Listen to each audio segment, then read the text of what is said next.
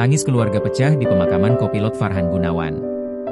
Suasana duka menyelimuti pemakaman Muhammad Farhan Gunawan, kopilot pesawat ATR 42500 dimakamkan di Kabupaten Goa, Sulawesi Selatan, Sulsel.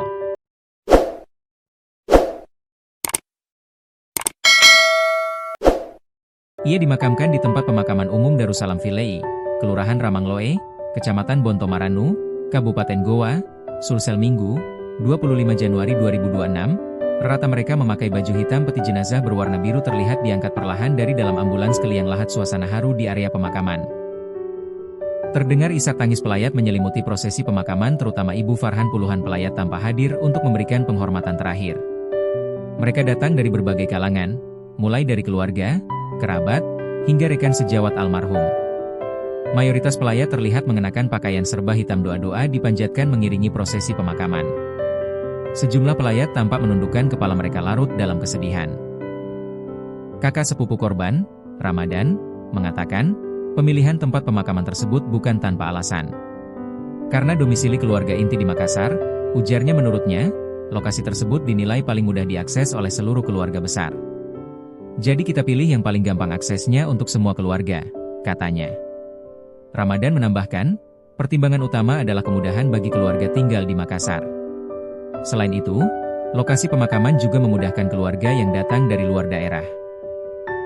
Kalau di mata keluarga, Farhan itu orangnya ceria, penuh semangat, dan juga bisa dibilang berani untuk mengejar mimpinya, ucapnya.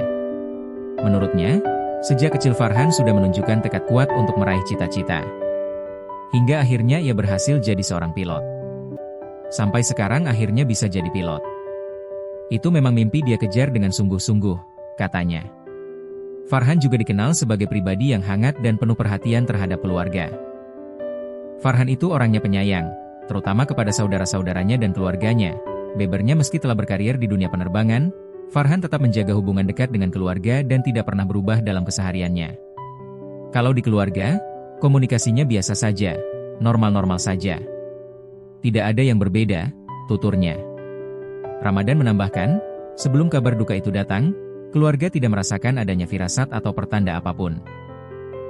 Dalam perjalanan karirnya, Farhan telah bekerja sebagai pilot di Maskapai Indonesia Air Transport, IAT, selama kurang lebih 2 hingga 3 tahun terakhir. Keluarga besar almarhum menyampaikan rasa terima kasih kepada seluruh pihak telah membantu proses pencarian dan evakuasi. Ia menyadari proses tersebut dilakukan di medan sangat sulit dan membutuhkan pengorbanan besar. Tentu bukan tugas mudah untuk melakukan pencarian dan evakuasi di kondisi seperti itu, lanjutnya. Tak lupa, ia juga mengapresiasi peran media dan masyarakat yang terus memberikan dukungan.